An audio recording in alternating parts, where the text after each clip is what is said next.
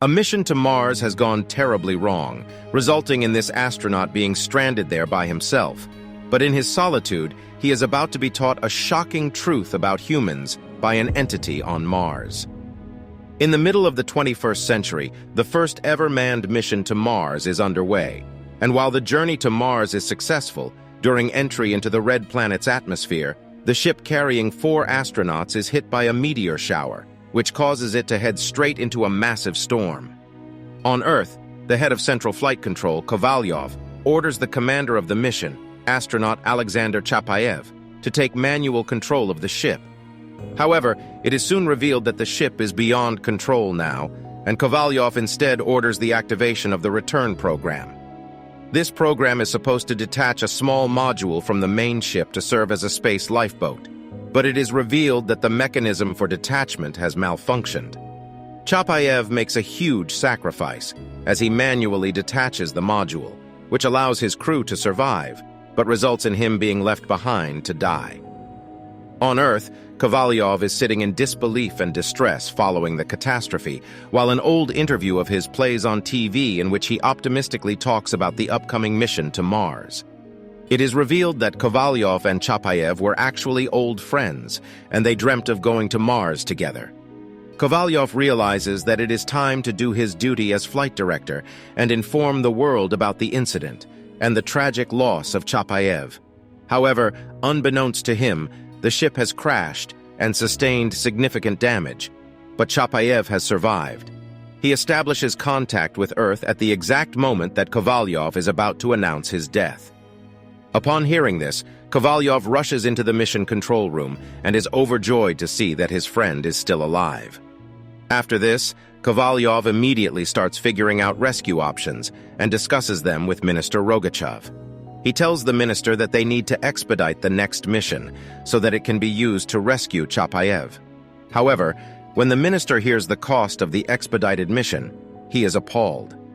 Meanwhile, a popular television host speaks to the president of a television corporation, telling him all about the Mars mission incident, and the president comes up with an idea. He calls up Kovalyov and suggests creating a reality show out of this situation. A live broadcast from another planet featuring a human survivor is the kind of TV that no one has ever done before. Kovalyov is angered by this proposal of turning a horrible situation into entertainment for people. But the president explains that there is something in it for Kovalyov too, because all the funds raised from the show will be directed toward organizing a rescue mission for Chapayev. Kovalyov returns to his office, where photos on his wall reveal that he and Chapayev served in the military together and have been friends since their childhoods. His love for his oldest friend prompts him to accept the president's offer and begin preparations for the rescue mission.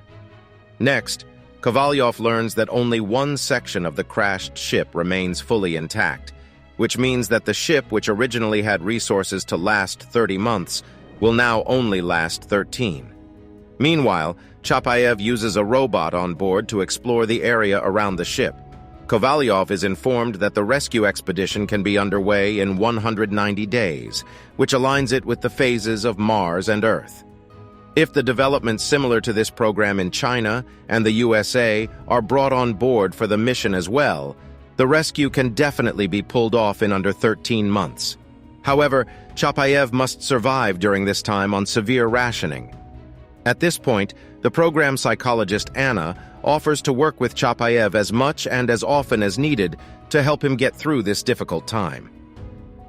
On Mars, the robot Chapayev sent out to explore detects a movement outside, but is unable to identify its source. Next, Anna contacts Chapayev to check up on his mental health and well-being, and he assures her that he is doing good. Meanwhile, the minister announces that technically the Mars mission has been successful, because they have a module set up on the surface of the red planet, and there is an astronaut aboard it. Chapayev agrees to participate in the reality show, and tons of reporters arrive at the Mission Control Center. Kovalyov objects to this, but the president reminds him that this is all part of the process that will eventually bring Chapayev home. The TV host, Grisha, advises Chapayev to just listen to his instructions if he wants the show to be successful, and then the reality show commences. The host tries to make introductions, but Chapayev simply starts talking to the viewers directly. He talks about all the things that he has learned there on Mars, and his speech is so charismatic and humorous that he wins over his audience instantly. However, when the cameras go off, the realization of being the only man on an entire planet starts to get to him. One day, Chapayev reports hearing a strange sound, but the communication specialist on Earth, Pyotr, reports getting nothing on his instruments. Meanwhile, a jealous Grisha suggests to the president that they abandon this show, but the president reveals that the real reason he is keeping it going is because it is the live observation of a man who is possibly inches from death at any moment. Next, Chapayev's popularity quickly soars, first in Russia and then all over the world. Videos of him talking about the universe and its many mysteries and wonders gain immense viewership all over social media, and he is nicknamed the Alien. Children are brought on the show to ask Chapayev questions, and his simple and clear answers earn him a lot of respect from his viewers. Pyotr, who is Anna's fiancé, starts becoming jealous of Chapayev because not only is he an international celebrity now, but Anna also spends most of her time talking to him. Grisha highlighting their interactions suggestively doesn't help the situation either. Kovalyov learns that the constant broadcasts are consuming the limited power available on the crashed ship, which in turn will shorten their window for launching a rescue mission. He expresses this concern to the president of the television corporation, but he says the show must go on, because the more money it generates, the quicker they can get the rescue mission off the ground. Kovalyov understands, and decides to increase the broadcasts going forward. Keeping Chapayev's best interests in mind, Anna argues against this decision, but Kovalyov doesn't listen. Next, Chapayev continues to conduct the experiments that were originally planned for this mission. He also continues to report hearing strange sounds, but Pyotr does not pick up anything on his end. One day, Chapayev experiences a severe headache, which seems to be caused by some kind of unknown radiation. Then the headache goes away on its own, and Chapayev hears the voice of his mother, which brings a smile to his face. The next day, Chapayev talks to some children about the universe, space, and the Earth, and they listen to him intently.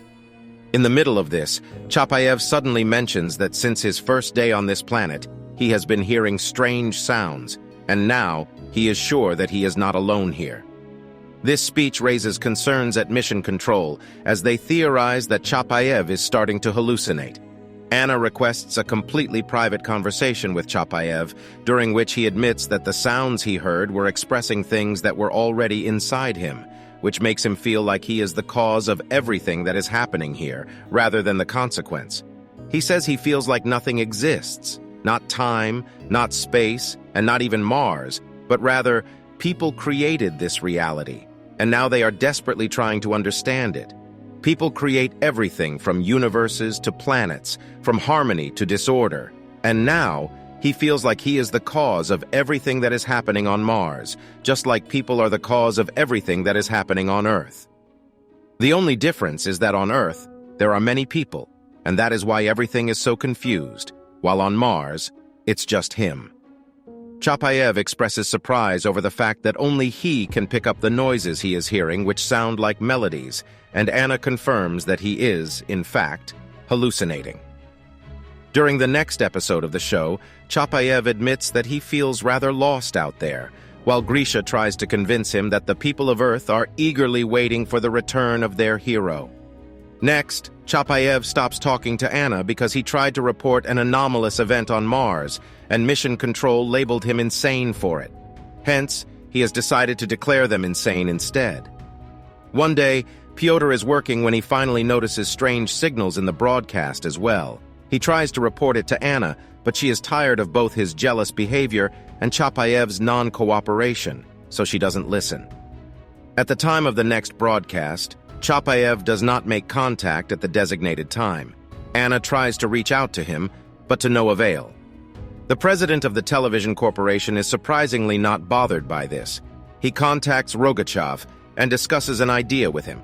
He says that if Chapayev was to endorse Rogachev on TV, it could help him win the next presidential election. On Mars, Chapayev's robot discovers a formless entity. Meanwhile, Rogachev tells Pyotr to contact Chapayev because he has an offer for him.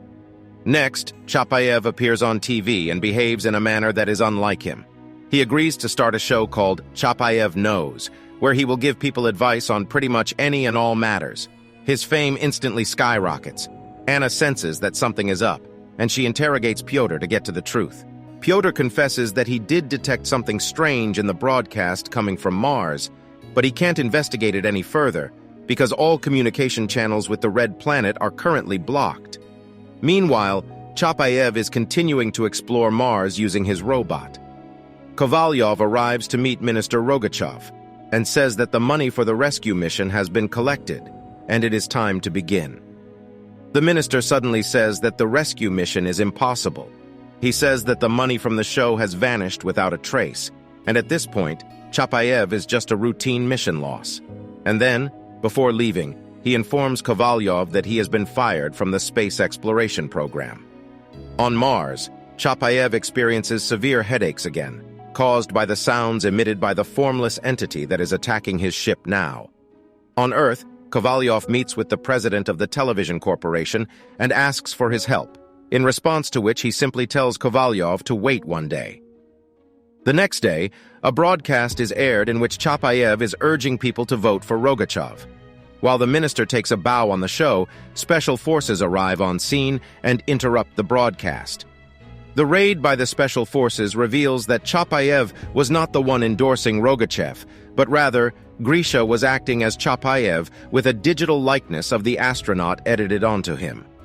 A police investigation reveals that the whole thing was a scam, and they even go a step ahead and announce that no ship ever crashed on Mars and no astronaut is stranded there. Kovalyov is stressed by this turn of events, as any hopes of rescuing his friend are dwindling. He decides to break into the mission control office, where he is stopped by members of the special forces. He takes them on in a fight and gets injured, but manages to get through. He arrives inside and contacts Chapayev. He apologizes to his old friend for the behavior of the people on Earth who only care about money and power. He informs Chapayev that the government has told the public that the Mars crash never happened, and he is not stranded there. Their only hope is that he gives some kind of sign to the world. Just then, the communication is cut off.